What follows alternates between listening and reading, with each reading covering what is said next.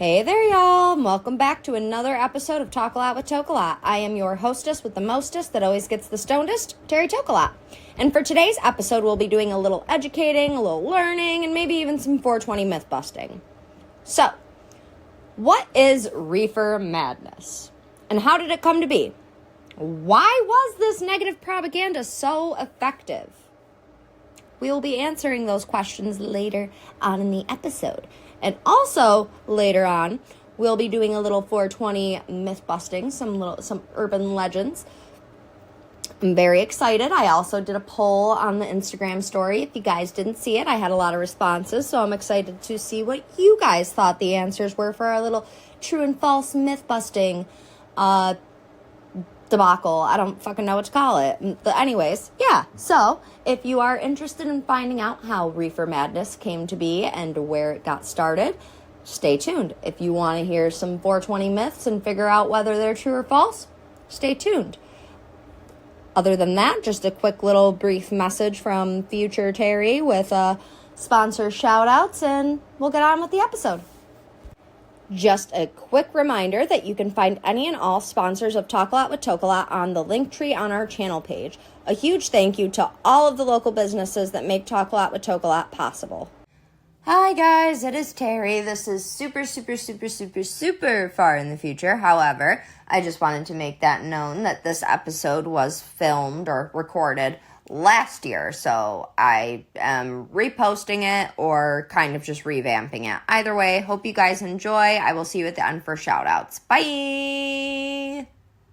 Out of the way, let me get back to my notes, and I guess we'll spark one and start today's episode, because I have a lot of feels about this. I have a lot of feels about this, just because, you guys know, I'm a water sign. I have a lot of feelings. Anyways, so I guess we should start off in the very beginning. So, just to set the scene for you guys, it was the 1930s, and Harry Anslinger was appointed as the first head of the Federal Bureau of Narcotics, or the FBN, which we now all know as the DEA. So, he needed funding, and unfortunately for him, the American people really did not give a shit about drugs. But, because Americans were pieces of shit in the 30s, what were they so easily susceptible to? Racism. So, that's where Mr. Anslinger got a start.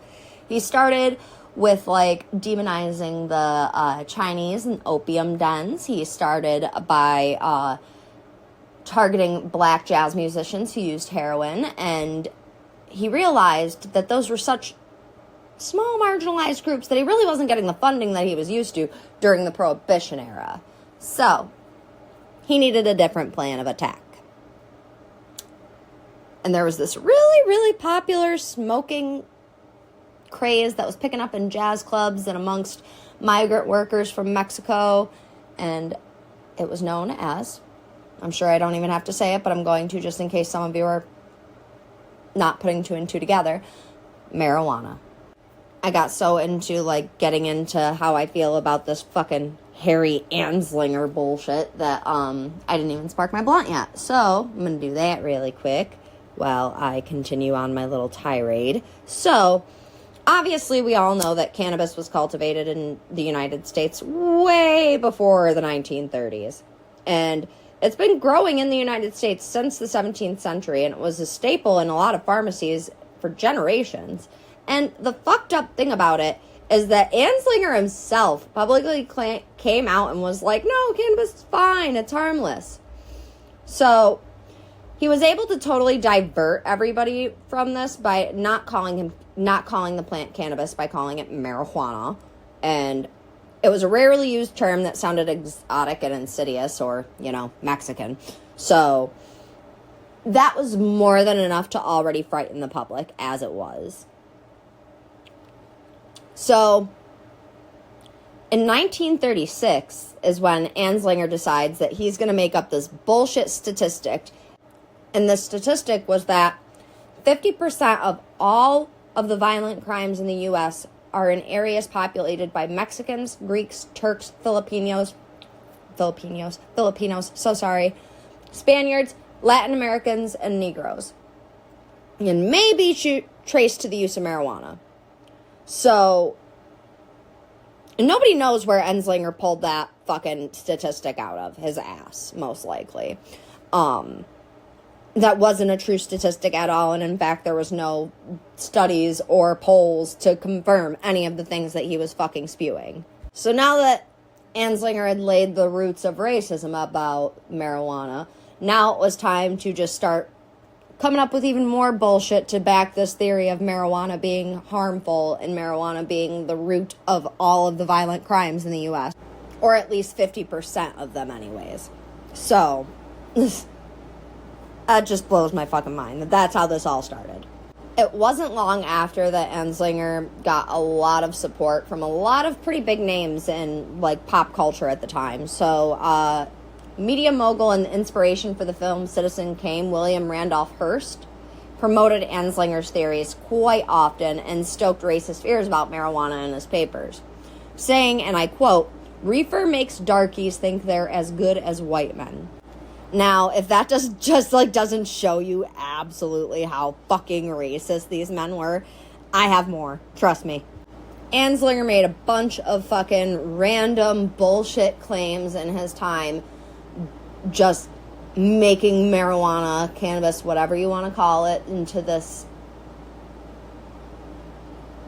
scapegoat for racism. Because that's all it really is at the end of the day. When you look at every aspect of how this concept, Reefer Madness, was brought into our daily lives. I mean, Anslinger would even go as far as to say marijuana causes white women to seek sexual relations with Negroes.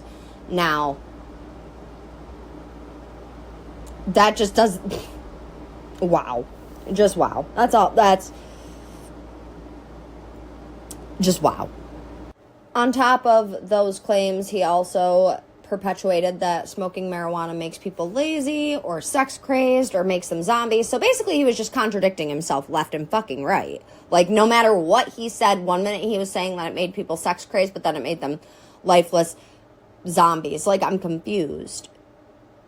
Like, is it one or the other? Take your fucking pick. Because I can tell you one thing, I'm not a zombie, and I'm also not fucking sex crazed either. So, like...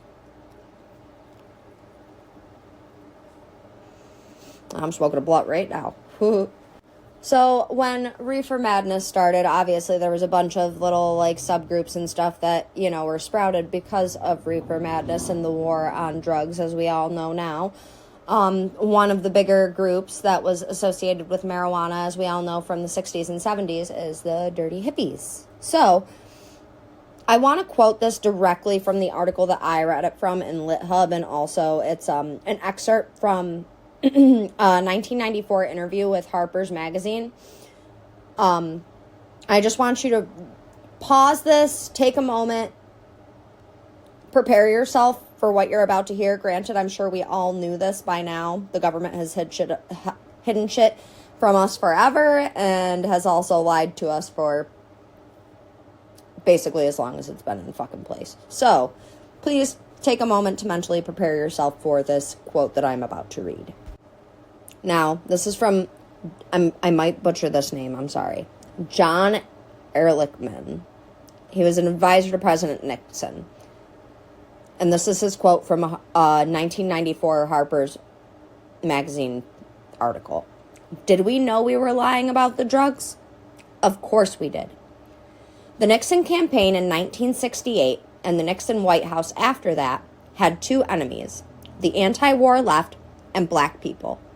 We knew we couldn't make it illegal to be either against the war or black, but by getting the public to associate the hippies with marijuana and the blacks with heroin and then criminalize both heavily, we could disrupt those communities. We could arrest their leaders, raid their homes, and vilify them night after night on the evening news." End quote. The thing I find comical about all of this is the fact that back in the 70s, there was a wave of reforms being led to cannabis being decriminalized again in states like Minnesota, Alaska, Colorado, Maine, New York, North Carolina, Mississippi and Nebraska. And for a while, it even looked like President Jimmy Carter would federally decriminalize cannabis, which would have led to a full legal system within a matter of years and would have undone a lot of fucking Nixon's racist bullshit.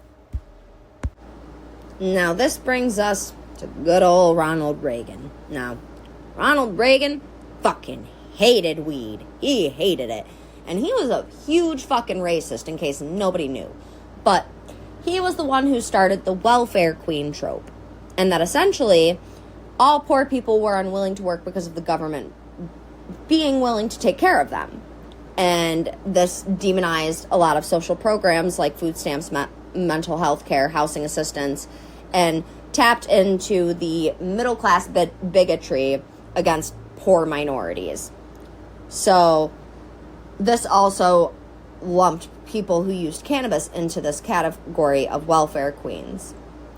And Reagan put a lot of fucking time and effort into making sure that marijuana, cannabis, weed, grass, whatever you want to call it, was demonized and deemed unacceptable. It's said by a lot of people that Reagan felt his biggest legacy was to pick up where Enslinger and Nixon left off with the war on drugs. So, just to list a few of the things that Reagan had done to just fuel this fire of hatred against cannabis. For one, South American countries were pressured to spray harmful herbicides on their suspected marijuana fields, and that would poison the land, water, and human residents. Any positive reference to marijuana was scrubbed from the NDIA databases, and any government scientist contradicting the party line was fired. Basically meaning that any studies done disproving cannabis as harmful or anything like that, they were chucked out the fucking window.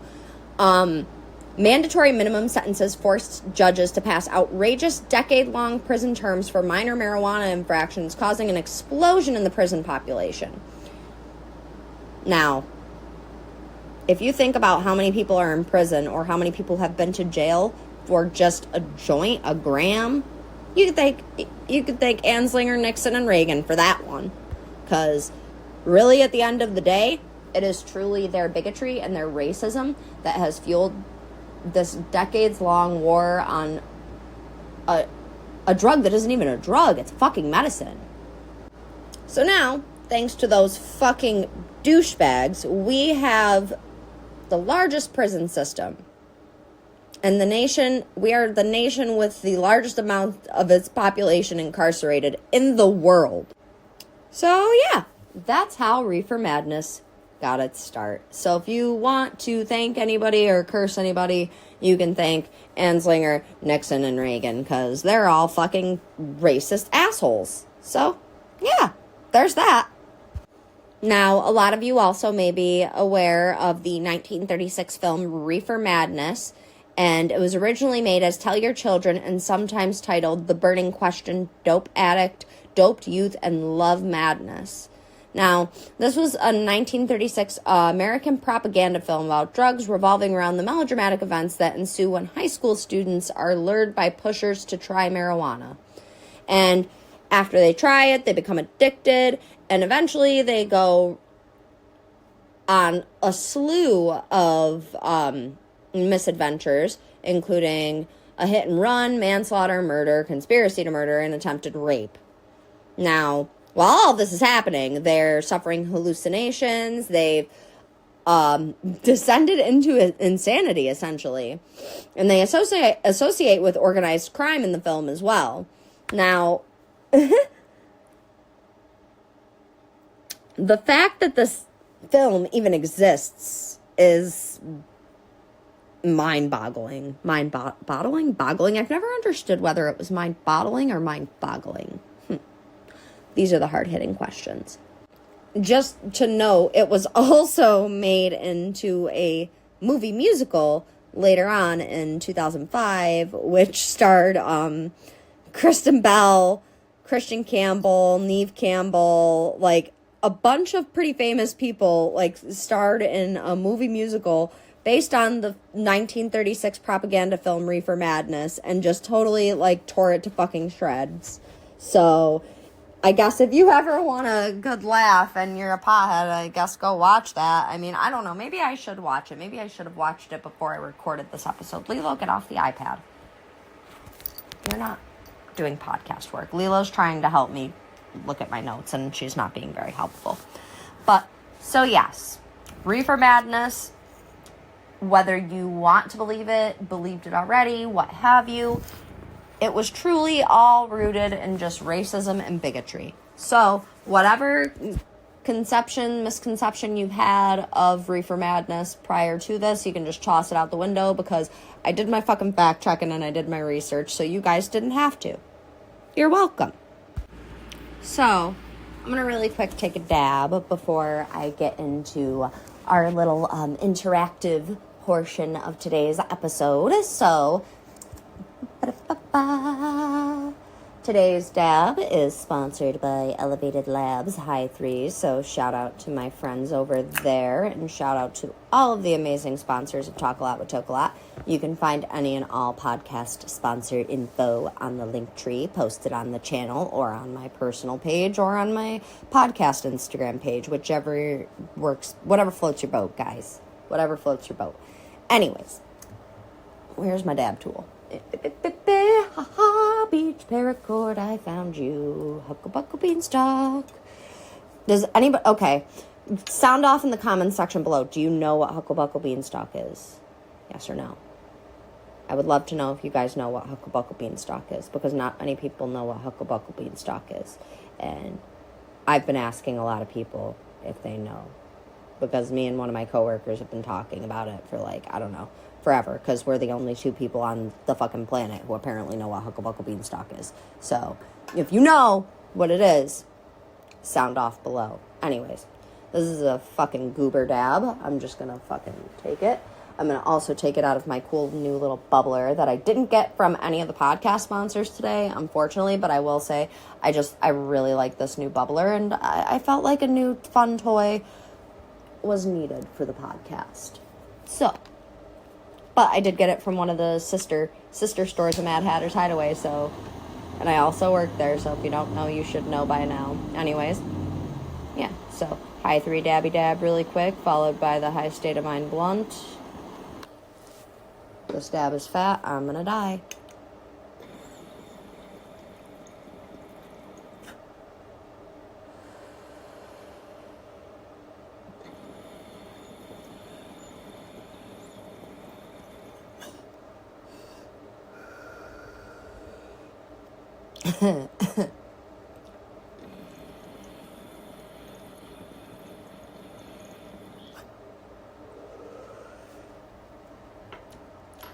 Needs more heat.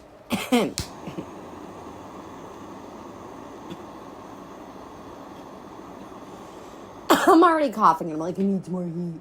Duh. Wow, I'm fucking special.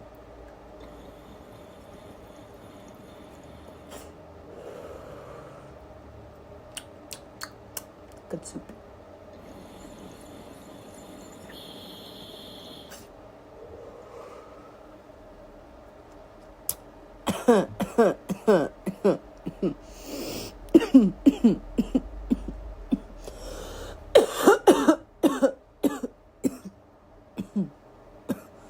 Whew.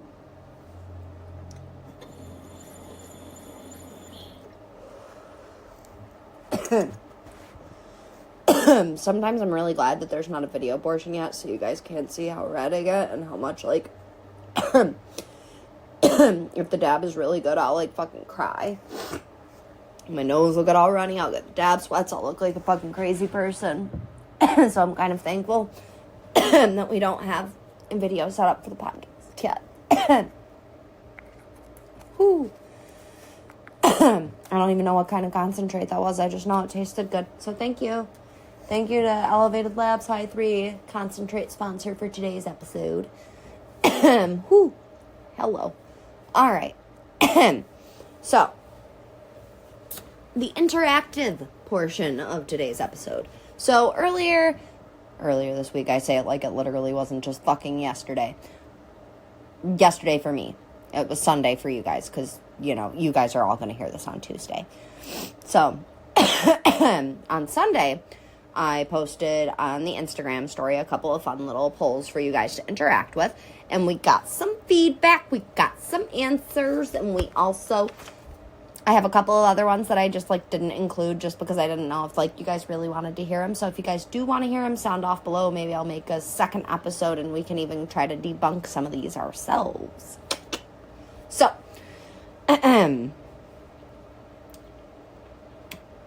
there were 3 different myths that I chose for today's episode. 3 of the most common myths in the 420 positive community. So, first, we'll go with purple weed is superior to any weed strain, period. Now, I know a lot of people will disagree with me when I say the actual truth of this statement. However, you can look it up. There's plenty of science behind it. And I'm not going to go into a whole spiel about plants changing color. I'm just going to give you the reason why they change color. And that's all. If you would like to do more research, please feel free. If you would like me to do an episode on this topic, I will absolutely do that. Sound off below. So, with that being said, purple weed is always superior. True or false? So, you guys actually answered pretty correctly, and I was proud of you guys. I'm proud of you guys. I love you. So, 46% of you believe that is true, where 54% of you believe that it is false. If you were in the percentage of people believing that it was false, you are correct. It is not true. Purple cannabis is not superior to any other color cannabis. It's just more aesthetically pleasing. That's all. It's literally just the plant being more stressed, and that is the color that strain specifically puts out. Lots of strains put out different colors when they are stressed. That's it. That's all. End of discussion. Thank you very much. So, now, myth number 1 and myth number, I guess technically 3. I'm not really sure how I did it on the Instagram story. I just wrote down what the results were. They're kind of tied into each other. At least the answers are. So, the first one was, if you don't cough, I guess the way I worded it on Instagram is if you're not choking, you're not smoking, or some people say if you don't cough, you don't get off. That type of nature. Basically saying that if you're not coughing, your weed isn't good or you're not going to get high. So, 31% of you believe that is true, where 69% of you believe that is false. Now, if you were in the percentage of people to say that it is 69%, you're actually correct. Now, the thing, though, is that if you're talking about just whether or not your weed makes you cough, does that mean that, your weed is good? No, it doesn't mean that your weed is good. It means that your lungs have expanded and taken their full capacity of smoke that they possibly can. And now you are coughing, trying to get that smoke out. So, does coughing a lot necessarily mean that your flower, your concentrates, what have you, is better? No. Now, here's the funny thing, though. Now, there's a lot of research done, actually, on this topic. So I was writing for a little bit, in my notes about this, and it was actually really, intriguing. So, in my research, I actually found this in, a medical journal on top of it, which made it really cool. So, part of the reason we actually feel a high from smoking is the natural increase in heart rate. So, everybody's heart rate naturally increases about 20 to 30 beats per minute extra for about 3 hours. And that's immediately after you're done smoking. So, if your heart is going an extra 20 to 30 beats per minute faster for 3 hours while you're smoking, that cough is only going to make that blood rush so much faster. So, part of me almost wonders if the cough is kind of the component to get high. Because I'll be honest, for me, I was a little surprised when I was, like, doing all of this research and reading all of these things that, like, you know, coughing in reality just means a lung irritation or lack of oxygen. And the physical act of coughing creates a lack of oxygen anyway as it is. And that momentary lack of oxygen does kind of increase the effects of cannabis. So, I mean, like, I guess in all reality, it's like true-ish. I mean, the cough might make you feel higher, but it's just your body reacting to the high smoke intake. It might make you feel a boosted high momentarily, but it won't improve your entire experience overall. So I mean, like, you're not going to take that first fucking hit and you're not going to, like, you're going to cough your ass off and then you're going to be high all fucking day. Like, no, that's not the case. Like, you'll be higher, like, for a little bit, and then all of a sudden it'll just, you know, boop, it'll just drop off. And that's okay. That's fine. I'm cool with that. Like, personally, I don't really like to cough, like, a ridiculous amount. Like, it gives me a headache sometimes, and it's a bit too much, hence why I do, like, cold starts with my dabs and things like that. Some people look for that fucking big, just kick in the chest type shit. Like, me, I don't know. I'm good on that. Hard pass. Now, the last true or false question we had was that a bong rip is going to get you higher than a joint will. Now, 70% of you believe that that's true. And 30% of you believe that's false. Now, again, this is where we go back into that whole, you know, coughing type, that cough thing. Like, I don't know about you guys, but I cough a hell of a lot more when I'm on a bong versus when I'm, like, smoking a joint or a blunt or what have you. So, personally for me, I feel like a bong is quicker, faster. It gives me a whole, like, I can pack a whole, like, gram into some of my bowl heads for my bongs. And, I mean, like, I can clear about a half gram dab, too. So, like, I mean, do bongs get you higher? In my personal opinion, yes. And the actual answer to this question, if you answered that was true, you're also correct. So, go us. I honestly thought that, like, when I was doing my research, I felt like a joint or a blunt was going to get you higher because you're letting that weed burn for, like, so long, and then it's, like, getting resin and stuff like that. Like, that was my thought process. I thought, like, you know, I don't know. I guess that's a weird way to think about it now that I'm actually saying it out loud, but it's okay. I just let you guys into my brain sometimes, once a week. But yeah, so that concludes it for our little interactive poll session. Now, I definitely will say I like interacting with you guys and I like getting your opinions on things, so I'd really like if you guys could, like, sound off in the comments below. I can't English today, and I think we've established this in previous episodes that whenever I've worked and I come home and I record, I forget what English is. Like, that's what it is. I just forget English. I don't know what it is anymore. And I smoked a pretty fat blunt, and I did a pretty fat dab, and yeah, I'm, like, really stoned, and I feel good.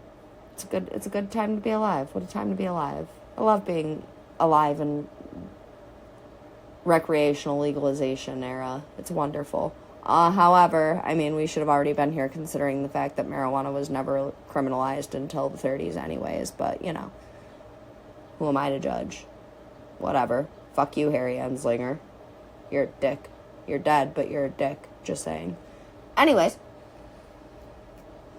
if you guys enjoyed today's episode, feel free to like, comment, subscribe, all that jazz. Hey guys, Future Terry once again. Just wanted to thank you so much for listening to this episode of TokeAlot with TokeAlot, despite the fact of it being recorded last year and it never being posted. I wanted to make sure it got out there because I definitely feel like this episode has a lot of really great information. So with that being said, I appreciate everybody for listening.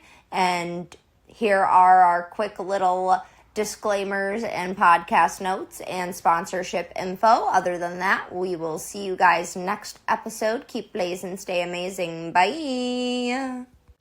TokeAlot with TokeAlot is a cannabis-positive podcast. We aim to educate and enlighten the masses on the misinformation and false rhetoric spread by society and mainstream media regarding cannabis consumption. TokeAlot with TokeAlot is recorded in Rochester, New York, where cannabis is recreationally legal. If you're going to consume, please do so safely and within your state's laws and regulations. Thank you. TokeAlot with TokeAlot wouldn't be able to take place if it weren't for our amazing sponsors, which include Higher Intentions, High State of Mind, Sugar High, Mad Hatter's Hideaway, and Perfectly Imperfect Custom Art. We will see you guys next episode. Bye!